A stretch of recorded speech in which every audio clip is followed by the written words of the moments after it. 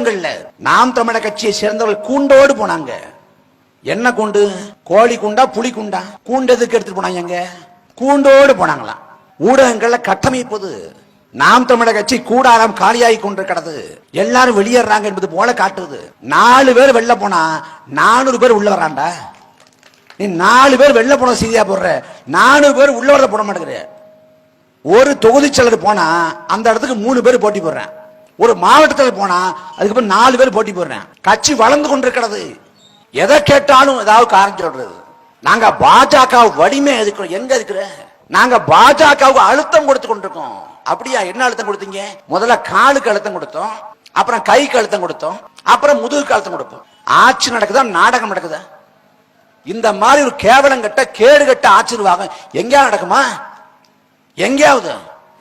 India முழுக்க பேசுபொருளாக இருக்கிறது அதானி விவகாரம். இந்தியாவோட பிரபல தொழிலதிபரும் பிரதமர் நரேந்திர மோடியோட நெருங்கிய நண்பருமான கௌதம் அதானி அவர் சூரிய ஒளி மின்சாரத்தை தயாரிச்சு தரதுக்கு ஒப்பந்தங்களை பெறறதுக்கு இந்தியாவோட 5 மாநிலங்களில் மின்சார வாரியங்களுக்கு 2000 கோடியில் லஞ்சமா கொடுத்திருக்காரு. 5 மாநிலங்களோட மின்சார வாரியத்துக்கு ஆந்திரா, ஒரிசா, சத்தீஸ்கர், ஜம்மு காஷ்மீர், அத்தோடு தமிழ்நாடு. தமிழ்நாடு மின்சார வாரியத்துக்கு லஞ்சம் கொடுத்து அந்த சூரிய ஒளி மின்சார அந்த உற்பத்தி தொடர்பான ஒப்பந்தத்தை பெற்று அவர் அமெரிக்காவில் கல்லாங்கட்டலாம் பார்த்தாரு. அமெரிக்காவில் மாட்டிக்கிட்டாரு. இப்ப மாட்டிக்கிட்டு அமெரிக்காவுக்கு அதானி போனா அமெரிக்க அரசு அதானியை கைது பண்ணிடுவான். இந்தியாவோட 5 மாநிலங்களுக்கு மாநிலங்களோட மின்சார வாரியத்துக்கு லஞ்சம் கொடுத்ததாக அதானி மீது புகார் வழக்கு. தமிழ்நாடு மின்சார வாரியத்துக்கு அதானி லஞ்சம் கொடுத்தாருன்னா லஞ்சம் 5000 ரூபாய் 10,000 ரூபாய் இல்ல, 300 கோடி 400 கோடி. இந்த மின்சார வாரியத்துக்கு லஞ்சம் கொடுத்தாருன்னா லஞ்சத்தை வாங்கியது யார்? எந்த அதிகாரி? மின்சாரத்துறை அமைச்சர் செந்தில் பாலாஜியா? தமிழ்நாட்டின் முதலமைச்சர் ஸ்டாலின் தான். யார் லஞ்சம் வாங்கினா? யார் லஞ்சம் வாங்கினா? அம்பானி, அதானி இவர்களுக்காக நாட்டை சுராடி கொண்டிருக்கிறார் மோடி என்று பேசக்கூடிய ஸ்டாலின் இந்த அதானி லஞ்சம் வாங்கி விவகாரத்தில் மூடிக்கொண்டிருக்காரு. இதுக்கு ஏன் வாயை திறக்க மாட்டேங்கிறாரு? உதயநிதி ஸ்டாலின் இருக்காரு. உதயநிதி ஸ்டாலின் எல்லாத்துக்கும் முஸ்லீம் இருக்குவாரு. இந்த அதானி விவகாரத்தில் ஒட்டுமொத்த திமுக கூடாரமும் அடக்கி வாசிப்பது எதற்காக? எதிர்கட்சிகள் சொல்லுது அதானியை கைது பண்ணணும், விடக்கூடாதுங்கிறது. கைது பண்ணி சிறையில் போடணும்னு. ஆனா திமுக அரசு இன்றைக்கு வரைக்கும் வாய் திறக்கல. ஐயா ராமதாசு அறிக்கை விடுத்தார். அறிக்கையில் சொல்றாரு அதானியை ஜூலை 10ஆம் தேதி ஸ்டாலின் சந்திச்சாரு, அது குறித்து விளக்கணும். திமுக அரசுக்கும் அதானிக்கு என்ன உறவு கேட்கிறார். இல்லங்க அதானியை சந்திக்கவே இல்லை அப்படின்னு ஐயா ஸ்டாலின் சொல்லியிருந்தா குறைந்தபட்சமான நேர்மைன்னு அர்த்தம். இவர் என்ன சொல்றாரு? அவருக்கு ஒரு வேலை இல்ல, அறிக்கையா கொடுத்துட்டு இருப்பாருன்னு இவர் வெட்டி முடிச்சுட்டு இருக்கிறாரு. எதிர்கட்சிகள் அரசியல் பண்ணாமல் அவைகளா பண்ணும் என்று கேட்டவர் ஐயா ஸ்டாலின். ஆனா இன்னைக்கு எதிர்கட்சி எல்லாம் கேட்ட நான் பதில் சொல்ல முடியாது. மதப்பு, திமிரு, அதிகார திமிரு எல்லாம் பண்றது அயோக்கியத்தனம், பித்தலாட்டம், வெளி வேஷம் போடுறது. இத நாட்டில் பேச மாட்டேறாங்க. அதானியை ஸ்டாலின் சந்தித்தாரா இல்லையா? சந்திப்பு எதற்காக நிகழ்ந்தது? இதான பேசணும். ஊடகம் என்ன பேசுறான்? ரஜினிகாந்தும் சீமானும் ஏன் சந்தித்துக் கொண்டார்கள்? ரொம்ப நாட்டுக்கு அவசியம்டா.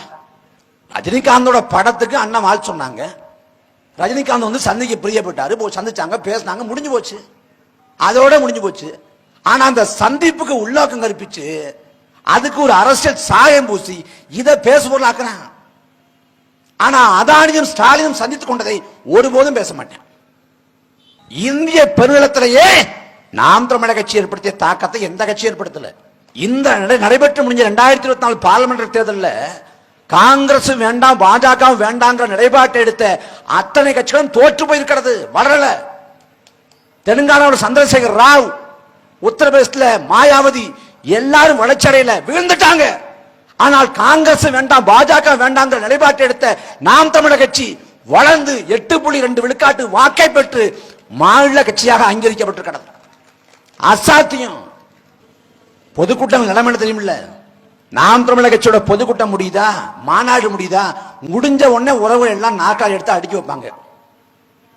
எங்கேயாவது பிளாஸ்டிக் இருக்குதா எடுத்து ஓரமா போடுவாங்க, குப்பை இருந்தா ஓரமா போடுவாங்க, தண்ணீர் போத்தல் இருந்தா ஓரமா போடுவாங்க, ஒழுங்கு பண்ணிட்டு கலைஞ்சு போவாங்க. நாம் தமிழர் கட்சி இருக்கக்கூடிய ஒழுங்கு நேர்த்தி எந்த கட்சி இந்தியாவிலே பார்க்க முடியாது. ஆனா நாம் தமிழர் கட்சி வீழ்த்துவதற்கு என்னென்னமோ வழிமுறை தேடுறேன். திமுக அதிமுக என்ன நிலைமை இன்னைக்கு? பொதுக்கூட்டங்கள்ல திமுகவோட கூட்டம் முடியுது, முடிஞ்ச உடனே எல்லாரும் கிளம்பிடுறான். எங்கடா வாழத்தார் கட்டிருக்காங்க, அத வாழைப்பழம் இருக்குமான்னு போய் தொங்குறான், பிடிச்சி இழுக்கிறான். ஒரு 4 மாசத்துக்கு முன்னாடி பொதுக்கூட்டம் சென்னையில. பொதுக்கூட்டத்துக்கு காசு தர்றேன் அப்படின்னு சொல்லிட்டு திமுக ஆட்களை கூட்டி வந்துருச்சு. காசு தரல. என்ன பண்ணிட்டான், கூட்டம் முடிஞ்சவன ஒவ்வொருத்தரும் தலைமையில நாற்காலி தூக்கி கிளம்பிட்டான். வரிசையா போய்கிட்டு இருக்கான். அதிமுக அவ்வளவு சிரமம் பண்ணல. நீங்க கூட்டத்துக்கு வந்தீங்கன்னா நீங்க பேசிட்டு உட்கார்ந்துக்க நகை எடுத்துட்டு போயிடலாம். அதிமுக ஆஃபர் கொடுத்துட்டான், அவன் எடுத்து போயிட்டு இருக்கான். நாம் செலுத்துகிற வாக்கை மாற்றி செலுத்தாத வரை வாழ்வில் எந்த மாற்றம் வராது. நீ ரட்டளைக்கும் உதயசூரியனுக்கும் போடுற, கேட்டா பரம்பரையா திமுக. கருணாநிதி மூத்த மகன் அழகிரியே திமுக இல்லடா, அழகிரியே திமுக இல்ல. நான் பக்கா திமுக. திமுக உல்டா திமுக தான். என்ன பக்கா திமுக? திமுக என்ன கோட்பாடு இருக்கு? ஐ பெரியசாமி சொல்லட்டும். ஐ பெரியசாமி ஐயா, நான் கொள்ளையடிக்கல, அவர் கடல் நம்பிக்கை இருந்தா நான் ₹1 மக்கள் காசை நான் தொடலன்னு அவர் மகன் மீதோ பேரன் மீதோ சத்தியம் பண்ணட்டும். எல்லாருக்கும் தெரியும்லங்க. திமுக எதுக்கு போறான்? கூட்டம் கூட்டமா போறான். திமுகவில் போனா அங்க திராவிட கோட்பாட்டை ஏற்றுக்கொண்டு மக்களுக்காக உழைப்பார்கள், சமத்துவத்தை பேணுவார்கள்னா ஆளுங்கட்சி போனா ஏதாவது டெண்டர் கிடைக்கும், இல்ல வாரியம் கிடைக்கும், ஏதாவது கிடைக்கும், வாங்கிட்டீங்களாம் தான். அரசு என்பது மக்களுக்கான சேவைக்கான களம். அது வியாபாரமாக வர்த்தகமாக மாறி நிற்கிறது. நீங்க சிந்திச்சு பாருங்க. ஒரு ஞாயிற்றுக்கிழமை வேலை, இரவு வேலையில 30 வயசு பிள்ளைகள் நாங்க தொண்டை தண்ணி வெத்த அடிவேர் வெடிக்க கத்தி கொண்டிருக்கோம். எந்த கட்சி இந்த நிலைமை? நீங்க பல பொதுக்கூட்டங்களை பார்த்துக்கலாம், உங்கள் அனுபவத்துல பல கட்சிகளை பார்த்துக்கலாம். எந்த கட்சியில இந்த வயசுல கத்துறான்? எந்த கட்சியில? எந்த கட்சியிலும் இல்ல. உங்க கட்சியில தான் இருக்கிறோம் நாங்க. உங்க வீட்டில் இருக்கக்கூடிய பேரப்பிள்ளை போல, உங்கள் மகன் போல உள்ள பிள்ளைகள் தான் நாங்க. அரசு பேருந்துல பயணம் பண்ணி அரசு பள்ளிக்கூடத்தை படிச்சு உங்களை போல வறுமையில ஏழ்மையில சிக்குண்டு இந்த வீட்டை மாற்றுவதை விட நாட்டை மாற்றுவது முக்கியம் என்று உணர்ந்து வந்து நிற்கணும். எங்களை கைவிட்டு விட்டு நீங்க வந்து திமுக போடுவேன், அதிமுக போடுவேன், இல்ல இன்னொரு கட்சிக்கு போடுவேன்னா அது வாக்குல உங்க தலைமையில நீங்களே மண்ணை வாரி போறது ஒப்பானது. எங்க அப்பன் திமுக போட்டான், தாத்தா அதிமுக போட்டேன், பேர பிள்ளைகள் நாங்க நடுத்துல நின்று கத்தி கொண்டிருக்கோம். எல்லாத்தையும் இழந்துட்டு கத்துறோம். கண்முன்னே 1000 அநியாயம், 1000 அக்கறம். கள்ளச்சாராயம் பெருக்கெடுத்து ஓடுதுங்க. கள்ளச்சாராயம் 24 மணி நேரம் சாராயம் கிடைக்குதுங்க. படிக்க போற பிள்ளை வந்து போதை பழக்கத்துக்கு அடிமையாகிறான். நீ என்ன செய்ய போற? போதை பொருட்களுக்கு அடிமையானா அவன் ஒருபோதும் வீட்டை குடித்தோ, நாட்டை குடித்தோ, மக்களை குடித்தோ, மண்ணை குடித்தோ சிந்திக்க மாட்டான். அவனுக்கு போதை வேற உலகத்துல இருப்பான். காசு தீர்ந்து போனா சாலையில போற வரவங்கிட்ட வழிப்பறி பண்ணுவான், கத்திய காட்டுவான், இல்ல சங்கிலியை அரிப்பான், சங்கிலியை பறிப்பான். எல்லாம் நடக்கும், நடந்து கொண்டிருக்கிறது. நீங்க யோசிச்சு பாருங்க. சகாயம்னு ஒரு அதிகாரி இருந்தார், நேர்மையான அதிகாரி, இன்னைக்கு ஓய்வு பெற்றார். அவர் தன் ஆட்சி காலத்துல தன் பணிக்காலத்தை விட அதிகப்படியான முறை வந்து இடமாற்றம் செய்யப்படுறாரு. சகாயம் ஒரு நேர்மையான அதிகாரி, உண்மையான அதிகாரி, அவரையே இடமாற்றம் பண்றான். ஏன்னா அவர் பணிஞ்சு கொடுக்கல, இடமாற்றம் பண்றான். அவர் சொல்றாரு, சகாயம் என்னைத்தான் இடமாற்றம் செய்ய முடிந்ததே ஒழிய என்னிடம் இருந்த நேர்மையே இல்லைங்கிற. சகாயம் மதுரை மாவட்ட ஆட்சியா இருக்காரு. மதுரையில கனிமவள கொள்ளை நடக்குது தெரியுது. கனிமவள கொள்ளைக்கு முன்பாக என்ன பண்றாங்க, அங்க வந்து பச்சை பிள்ளைய வந்து பலி கொடுக்குறான். பலி கொடுத்து அங்க கனிமவள கொள்ளை செய்யறான். பிள்ளைய பலி கொடுக்கிற இடத்துக்கு போய் சுடுகாட்டுக்கு போய் சகாயம் ஆய்வு பண்றாரு. அந்த ஆய்வு பண்றப்ப அதிகாரிகள் ஒத்துழைப்பு இல்லை. எப்படியாவது சாட்சிகளை மூடி மறைச்சிடணும், அந்த அதுக்கான சான்றுகளை மூடி மறைச்சிடணும்னு ரொம்ப முயற்சி பண்றாங்க. அப்படி முயற்சி பண்ற வேலையில பொழுது போயிடுச்சு, இருட்டாயிடுச்சு, போய் ஓய்விடுங்க ஐயா, காலையில பாத்துக்கலாங்கிறாங்க சகாயத்துக்கிட்ட. அவர் சொல்றாரு, இல்ல நான் போக மாட்டேன், ஒரு கட்டில் கொடுங்கன்னு சொல்லிட்டு சுடுகாட்டு மேலேயே கட்டில போட்டு படுத்துட்டாரு. காலையில பத்திரிகையாளர்கள் வந்து விடிய விடிய சுடுகாட்டுல தூங்கிலே பயமா இல்லையான்னு கேட்கிறாங்க. எனக்கு சுடுகாட்டுல பயம் இல்லை, சுதந்திர நாட்டெல்லாம் பயமா இருக்குன்னு. அதான் நாட்டின் நிலைமை. வாவூசி செக்கிழுத்து சிறைப்பட்டு வதைப்பட்டு போராடி பெற்ற சுதந்திரம். திருப்பூர் குமரன் தடியால் அடி வாங்கி இந்தியாவின் கொடியை விடாதிருந்து உயிரை விட்டான். நம் முன்னோர்கள் பாடுபட்டு பெற்றுக் கொடுத்த சுதந்திரம் இன்னைக்கு யார் கையில் இருக்குது? யாருக்கானதா இருக்குது?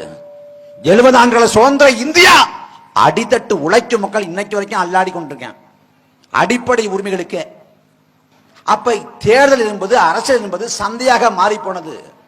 அரசியலுக்கு போனா என்ன கிடைக்கும், என்ன பெறலாம், என்ன சம்பாதிக்கலாம்னு. இந்த களத்துல காமராசரும் கக்கனும் ஜீவானந்தமும் அப்பலுக்கற்று இந்த மண்ணுக்காக மக்களுக்காக எப்படி உழைத்தார்களோ அதே போல மக்களுக்காக உழைக்க உங்கள் பிள்ளைகள் நினைக்கிறோம். அரசியல் சாக்கடை என்றால் சாக்கடை தான். அந்த சாக்கடையை சுத்தப்படுத்த வந்த துப்புரவு தொழிலாளிகள் தான் உங்கள் பிள்ளைகள். இங்க மக்கள் மனங்கள்ல, மக்கள் நாணயங்கள்ல லஞ்சம் ஊழல் ஊடுருவிச்சு. நேர்மையும் உண்மையுமா ஒருத்தன் உழைக்கிறானா, மக்களுக்காக பாடுபடுறானா, பொழை தெரியாத பையன். தானும் படுக்க மாட்டான், தள்ளியும் படுக்க மாட்டேன். பெரியசாமி மாதிரி ஊரடிச்சு ஒருத்தன் உடையில போடுறானா, மகராசன் எப்படி வாழ்றான் பாடுற. அப்ப என்ன, திருட்டு போயல, கொள்ளக்காரனை, கொலைகாரனை நீ கொண்டாடுற. உனக்காக யார் உழைக்கானோ, எவன் பாடுபடுறானோ அவனை உதாசீனப்படுத்துற. அப்ப மக்களே ஊழல்வாதிகளாக மாறி போனார்கள். அப்ப என்ன பிரச்சனை? முதல்ல நாட்டை மீட்பதை விட மக்களை மீட்டு காக்கணும். மக்கள்கிட்ட ஒரு உளவியல் நிமிர்வு வரணும்.